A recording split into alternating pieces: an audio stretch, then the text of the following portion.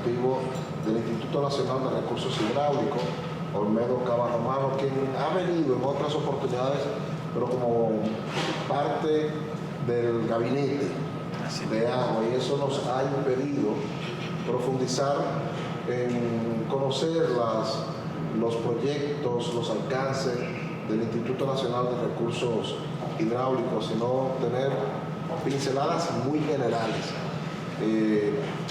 También la acompaña Ángel de León, el director financiero y administrativo, Evi Payano, director de fiscalización y revisión, Juan Fulvio Ureña Meléndez, asesor de gestión ambiental, y Juan Saldaña, director de planificación y desarrollo. Le damos las gracias por haber aceptado nuestra invitación. La dinámica es muy simple. Los primeros 5 o 10 minutos nos da una panorámica general de cuáles son los principales retos del INDRI, los proyectos que están en marcha y logros que ya ha tenido usted en estos 3 años, casi 3 años, que tenemos de gestión. Luego entonces iniciamos un proceso de preguntas y respuestas. Posteriormente tomamos una pausa y almorzamos, y cualquier inquietud que quede pendiente de parte de los reporteros, pues ahí en la sobremesa la dirimimos. Así que le doy la palabra a don Olmedo Cava Romano y reiterándole las gracias por haber aceptado nuestra invitación. Muy bien, buenas tardes. Bueno, José Monegro, el director del periódico El Día, del Grupo Corripio, a todos los comunicadores, funcionarios del grupo que están aquí con nosotros, los que no están también. Nosotros, en nombre del INDRI, damos las gracias por darnos este privilegio, ¿verdad? Que es un privilegio para nosotros poder compartir con ustedes, ¿verdad?, todas las iniciativas, todo lo que venimos haciendo en el INDRI, y agradecemos, pues, que se trata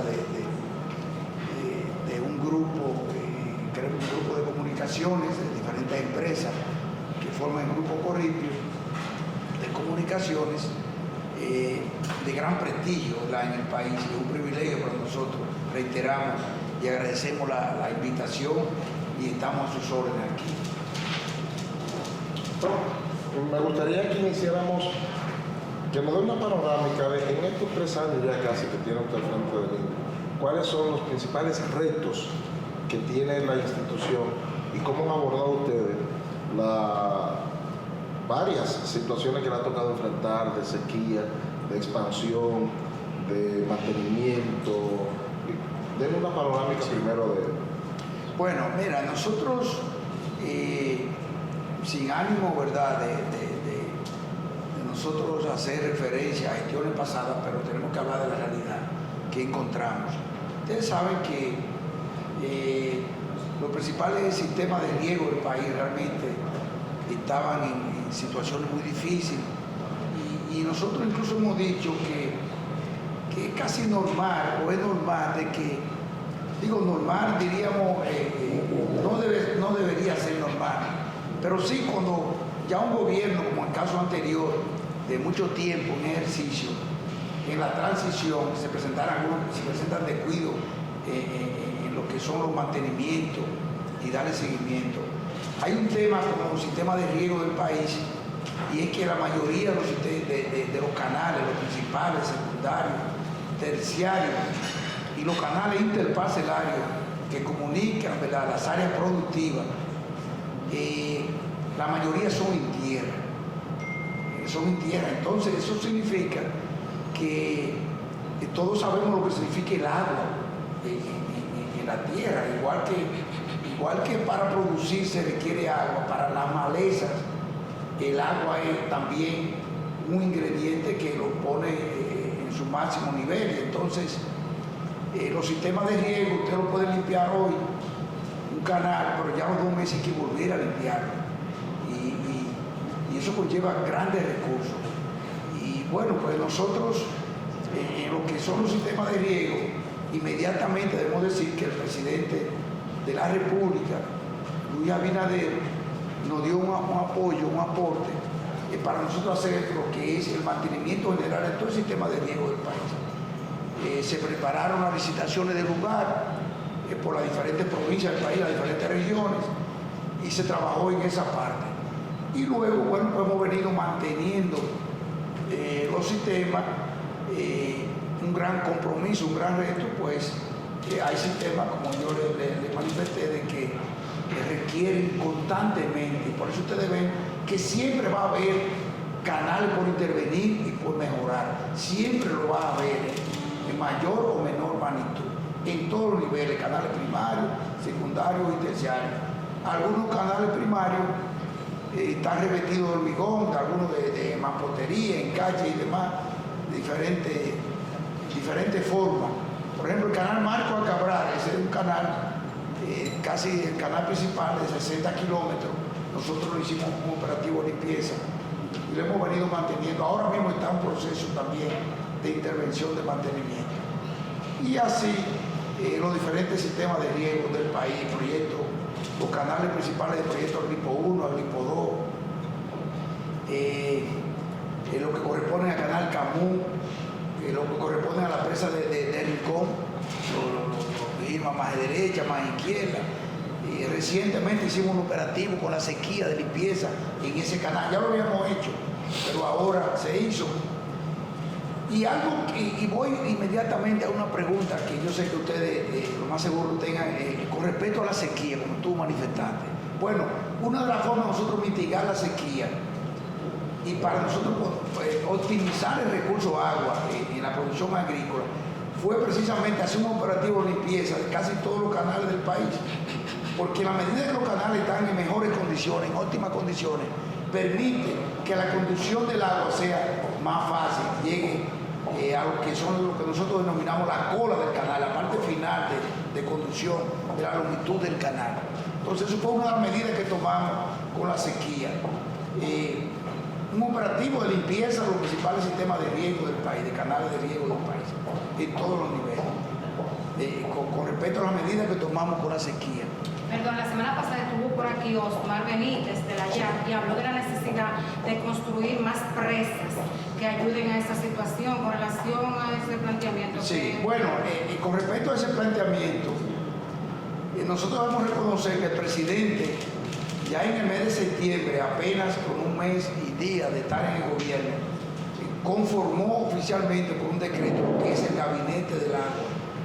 Gabinete del Agua, donde están las principales instituciones, yo diría todas las instituciones de sector agua, donde está el INAPA, la CAS, está EGI, está Medio Ambiente, está Agricultura participa dependiendo del tema, están las CORA, o sea, está Medio Ambiente, o sea, todas las instituciones que tienen que ver con el sector. Y en ese Gabinete del Agua se discutió lo que fue una propuesta de un pacto por el agua. Incluso el 14 de junio del año 21, el presidente en el Palacio Nacional hizo una locución al país haciendo una propuesta de un pacto nacional por el agua. ¿Qué significaba esa propuesta? Bueno, precisamente la inquietud de Benítez. Eso planteaba de que los sectores políticos, los agentes políticos, los partidos políticos, los sectores medioambientales, los sectores de la sociedad civil, el sector del comercio, del sector empresarial, todos los sectores, teníamos que discutir una agenda, un pacto, para que trascienda lo que es el gobierno actual y que pueda seguir implementándose después que termine el actual periodo, cuando salga el presidente actual de ejercer el poder, como se hizo con el pacto con la educación, como se ha hecho con el pacto eléctrico también. Entonces, ese planteamiento contempla tres funciones fundamentales, lo que tiene que ver con las leyes y la normativa. ¿Cuáles son las leyes? La ley de agua, que está hace más de 30 años en el Congreso, que yo he visto a la mayoría de los comunicadores que están aquí y a todos hablando de ese proyecto. La ley de APS, de agua potable y saneamiento, que debe haber una ley en el país moderna, lo que tiene que ver con agua potable y saneamiento. Incluso en los países ya desarrollados y algunos países en desarrollo, fíjense que incluso hay dos facturas. Hay una factura por agua potable y hay una factura también por las aguas residuales, por el tratamiento de las aguas de cada uno de los hogares, de la vivienda, ¿verdad? De la ciudad determinada. Entonces, eso debe discutirlo esa ley. Pero en esa propuesta está una propuesta de 15 años, 2021 al 2036. Esa fue la propuesta que hizo el gabinete, pero lo hizo el señor presidente de la República.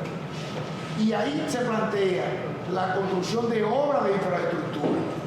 Nosotros, el gabinete, hicimos un taller de más de 4 meses y establecimos prioridades de obras de infraestructura. Ahí está, por ejemplo, la presa de Joca, ahí está la presa de Alto de Chabón, ahí está la presa de Ámina. O sea, nosotros establecimos una serie de obras de presas grandes, medianas y pequeñas, prioritarias en el país que se requiere, tal como lo dice Benítez. Ahora, ¿qué es lo que iba a determinar el pacto? Bueno, nosotros hicimos una propuesta, si el pacto dice, no, esa presa no es esta, entonces vamos a discutir cuál es, pero que haya un orden y que cuando venga un presidente de la República, otro presidente, otro partido a gobernar, que ya esté establecido, ya ese compromiso de darle continuidad a ese pacto. Pero para que haya ese pacto, que haya esa discusión, ya deben estar vistas los proyectos. ¿Cuáles son los proyectos vistos más factibles que tienen carpeta libre? Bueno, aunque se pongan de acuerdo cuáles serían los prioritarios. Pues nosotros entendemos que la obra hidráulica más importante que requiere el país ahora mismo es la presa de Joca. Es una presa en la provincia de Elías Piña,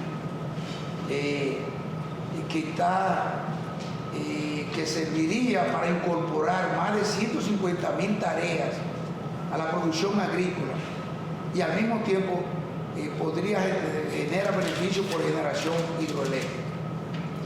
Esa presa está en su etapa final de diseño, incluso contratada por el INDI en una licitación pública nacional e internacional que se hizo el año pasado.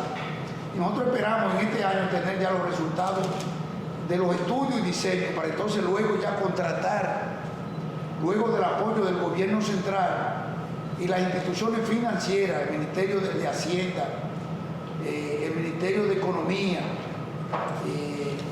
la Dirección General de Presupuesto, después que todas esas instituciones financieras del gobierno definan cómo es el financiamiento, entonces hacer la licitación y ejecutar ese proyecto.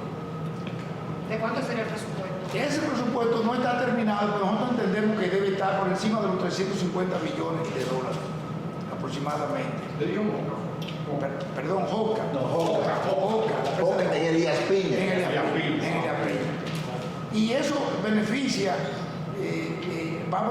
beneficiaría a dos provincias fundamentales en la producción, que sería la provincia de Elías Piña y también la provincia de San Juan de la Maguana. ¿Y sobre qué ríos? El río Joca, el río Yabonico, y hay otros afluentes.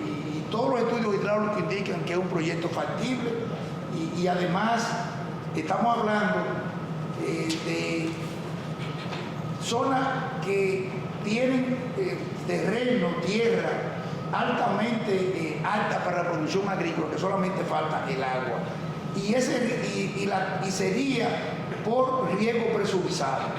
O sea, estamos hablando de un riego moderno, está contemplado en el proyecto. Explíquenos, recuérdese que nosotros no somos... Bueno, un riego realmente que no es el tradicional, que es riego de inundaciones, sino un riego que ya se determinará que podría ser por goteo, por aspersión y por aspersión, depende de lo que los estudios finales determinen en esa parte, para un riego que lo que hace es que optimiza, ¿verdad?, el agua, diríamos, en lo máximo, y al mismo tiempo aumenta la productividad.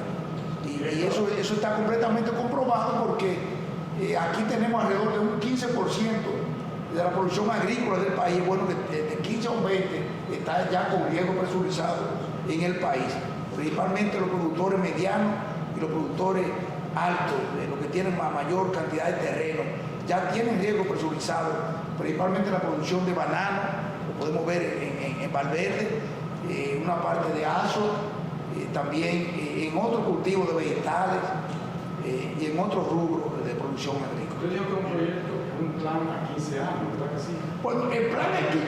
Pero van 3 años. se asocian entonces.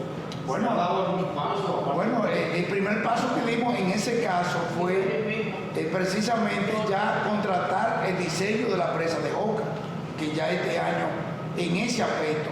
Pero hay otro proyecto, por ejemplo, nosotros estamos trabajando en lo que es la cuenca, un desarrollo de agricultura resiliente y de obras hidráulicas, que es el proyecto de la cuenca del río Yuna.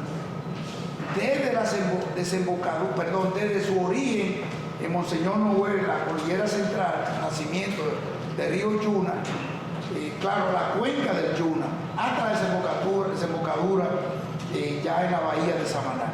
Bueno, precisamente el ingeniero Fulvio Ureña, que está aquí con nosotros, es prácticamente, conjuntamente con el ingeniero Raúl Pérez, del director de planificación del INDRI, y Fulvio, como diríamos, le están dando seguimiento a ese proyecto. Yo salí ahora para venir para este encuentro de un taller, una revisión del proyecto, porque ese proyecto ya está, se estamos trabajando. Este proyecto ya tiene un financiamiento aprobado por el BID, Banco Interamericano de Desarrollo, y también por la Agencia de Cooperación Japonesa, la JICA. El BID va a aportar 150 millones de dólares y la JICA 100 millones de dólares, más el aporte del gobierno central, para nosotros comenzar a desarrollar lo que es un desarrollo integral de la cuenca del río Yuna, la cuenca del Yuna, del río Yuna. Director, perdóname, Luis, ¿en qué consistiría ese desarrollo integral? Porque el río Yuna tiene el gran problema de las avenidas, que son muy altas Fulvio Ureña, vamos a dar la oportunidad que él lo exprese para que está bien integrado el proyecto. Muy bien, gracias. El proyecto es bastante interesante porque justamente la palabra de la gestión integrada de los recursos hídricos implica que se evalúe los recursos en sus múltiples dimensiones. Entonces, las avenidas es una de las dimensiones que estamos evaluando. Actualmente se está realizando un proceso de cooperación, consultoría de parte del BID, en donde se está estudiando el comportamiento de todo el cauce del río Yuna y se está modelizando los procesos de inundación. Ayer estuvimos presentes en un recorrido por la cuenca, todo el día completo, verificando el caso específico de las inundaciones. Las inundaciones son algo que con las variaciones en los patrones climáticos van a cambiar, pueden cambiar, se espera que cambien. Y también es complicado de solucionar de manera con una sola acción. A veces hay personas que hablan de construir presas de infraestructura, hay otros que hablan de dragar los cauces de los ríos en su parte final, hay otros que hablan de construir muros, hay otros que hablan de educación a la población. Nosotros estamos hablando de la problemática en sus múltiples dimensiones con este proceso. También, adicional, estamos trabajando con la distribución del agua de manera equitativa. Los procesos demográficos a veces no se dan en la misma proporción que se dan los procesos de las cuencas, porque se da el ciclo hidrológico. Podemos tener desarrollos urbanos, desarrollos económicos, agrícolas, en un lugar, como es el caso de, como mencionaba el ingeniero, de Manuel Camus, que tiene un amplio desarrollo agrícola, y la hidrología de la zona no necesariamente crece en igual proporción. Entonces, con estos proyectos nosotros vamos a ajustar un poco mejor ese desbalance que se puede generar, porque son obras que se hicieron en los años 50, en los años 60, y que de manera sistemática, además de los agripos, no se han intervenido hasta hoy. Entonces, de ahí hacia acá es mucho lo que ha cambiado el contexto nacional. Nosotros lo hemos estudiado y vamos a generar pues, una distribución del agua más acorde a la realidad actual y futura de la cuenca. Luis. Perdón, discúlpame. Es bueno sumarle a lo que plantea el ingeniero, que nosotros, el proyecto contempla revestir la referencia que hacíamos antes. Vamos a revestir los principales canales que corresponden a la cuenca del Yuna. Estamos hablando, señores, de un canal nuevo como se Yuna Cañabón. Nosotros vamos a hacer un trabajo para pasar agua del Yuna a la presa de Rincón. Porque precisamente, hablando como negro, estábamos hablando del problema. La presa de Rincón, señores, es fundamental. Porque además de todas las áreas productivas, principalmente en el Valle del Cibao, en la provincia de La Vega, parte de la provincia de Duarte y parte de la provincia Sánchez Ramírez, de la presa de Rincón sale el agua potable de gran parte de la provincia de Duarte. Estamos hablando del municipio de San Francisco de Macorís, de Cenoví, estamos hablando de Tenares, de Salcedo, de Fantino y de otros municipios. O sea, la presa de Rincón es fundamental. Y con este proyecto nosotros lo vamos a subir, vamos a elevar el volumen útil de la presa. Vamos a tener una generación extra de 10 megas, ya lo tenemos listo, calculado, 10 megas de electricidad extra porque vamos a aumentar la cota, la altura de la presa. Entonces los canales los vamos a revertir, los IMA, el canal Camus, los canales de la presa de Atillo también serán revestidos. Canal que sale, que va por Las Guaranas, que va por Cenoví, que va por toda esa zona de producción agrícola que salen de la presa de Atillo y de canales que van cruzar por Pimentel, toda esa parte. También contempla lo que es realmente una revisión para actualizar el proyecto Lipo 1 a Lipo 2 y construir el proyecto de Lipo 3. Estamos hablando que nosotros podemos incorporar, muy importante esta parte, zonas que ahora mismo están inundadas, que están bajo agua del Yuna y de otras zonas de la cuenca, que podemos incorporar más de 100.000 tareas a las áreas, incorporarlas a la producción agrícola, que ahora mismo por el problema de las inundaciones no están en producción agrícola. Sí, director, Monte Grande pasó un gobierno de Danilo. Sí. Ya que va para 3 años. ¿Qué ha pasado? ¿Cuándo tenemos? Mira, bueno, tú lo has manifestado, Monte Grande es un proyecto que nosotros encontramos, es bueno decirlo, lo hemos dicho muchas veces, alrededor de un 38, un 37% de ejecución del total del proyecto. Y que nosotros llegamos al gobierno en agosto del 20 y como es lógico, ahí nos encontramos con la situación de la pandemia. Proyecto prácticamente paralizado, con labores mínimas, fruto de la pandemia y de algunas situaciones. Hubo que trabajar en lo que es una nueva adenda, la adenda número 4, para poder actualizar el proyecto que estaba pendiente, que no se había hecho, que nosotros lo encontramos encima de la mesa y se firmó entonces en abril del año 21 esa adenda. Nosotros, trabajando fuerte en el proyecto, lo que tenemos, yo diría, apenas son 2 años. Y tenemos el proyecto, hoy puedo decir que el proyecto está en un 97%. 97%. Y que este año, Dios mediante, este año el proyecto inaugurará la presa de Monte Grande. Ya sea en septiembre, octubre, este año va a estar inaugurando el señor presidente ese proyecto. ¿A un costo total? Bueno, es que el proyecto, ahora mismo el proyecto está en 588 millones de dólares. Es bueno destacar que ese presupuesto, ese contrato es de 2009, de 2008, señores. Imagínense ustedes. Y también es bueno destacar que cuando se consiguió el proyecto, no se tenía el diseño final de construcción de la presa. Se hablaba de diferentes modalidades, todo eso influye, porque a veces yo sé que, y eso es fundamental, la parte económica, pero hay que ver cómo fue concebido el proyecto. El proyecto se construyó finalmente una presa en núcleo de asfalto, con agregados sueltos, compactados. La primera presa con esa modalidad en nuestro país. Tuvo varios, diríamos, rediseños, ¿verdad? Pero finalmente ya el proyecto está en un 97% y este año lo vamos a tener listo. Lo que es el embalse de la presa va a estar listo. Ahora, nosotros ya sí vamos a licitar en los próximos meses lo que son las obras complementarias de Monte Grande. ¿Y cuáles son las obras complementarias de Monte Grande? Bueno, ya vamos a licitar. Deme un segundito, Sí. señor director, para ver si estoy entendiendo. Sí. O sea, que el embalse de la presa de Monte Grande pudiera estar listo Va a establecer finalizar mediante este año. Y entonces se va a iniciar las obras complementarias. Claro que ¿Cuánto sí. tiempo llevan esas obras ¿Y qué- y qué es- complementarias? y cuáles son ¿Cuánto esas? cuestan y cuáles son?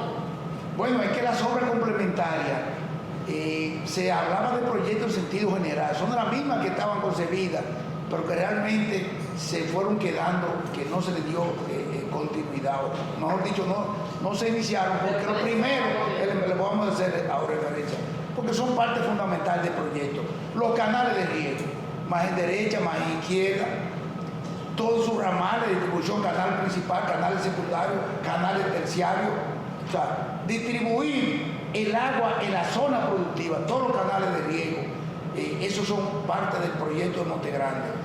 Ese proyecto se va a hacer la licitación ahora a mediados de año, se va a proceder. Y es bueno, también, ¿cuál es otra obra complementaria?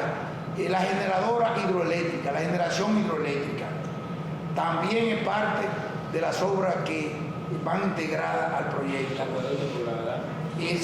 La línea de agua potable al acueducto de la línea de Azul, que es el sistema de agua de la provincia suroeste. O sea, que nosotros tenemos literalmente 8 años solamente haciendo el embalse.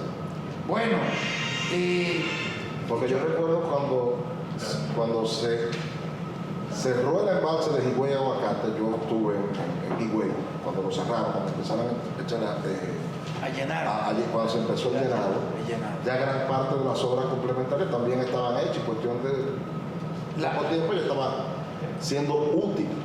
Las Porque el embalse obras solamente es almacenar. Bueno, las obras complementarias realmente ahora que se le va a dar, y ahora, en el contrato Monte Grande hay una obra que ya se ejecutó, que es muy importante, que fue la rehabilitación de la presa de Sabana Yegua. Recordemos que la presa de Sabana Yegua se maneja con la cuenca de Yaque del Sur, que es la misma cuenca de Monte Grande. Y por lo tanto, incluso a nivel operativo, o sea, nosotros tenemos un plan, porque la presa de Sabana Yegua hay que operarla conjuntamente con Monte Grande, o sea, hay que combinar su operatividad, porque está en la misma cuenca. Entonces, por ejemplo, Monte Grande va a regular las aguas del río San Juan, que no lo hacía Sabana Yegua, que no lo hace Sabana Yegua, pero Monte Grande sí lo va a regular. Y conjuntamente también con Sabaneta, ingeniero, ahora se van a operar las tres como un complejo. La presa de Sabaneta de San Juan también, o sea, una combinación.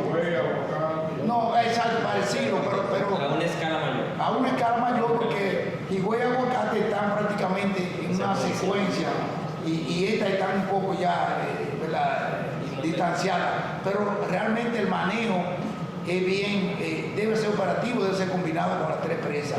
Sabaneta en San Juan de la Maguana, Sabana Yegua, que está, ¿verdad?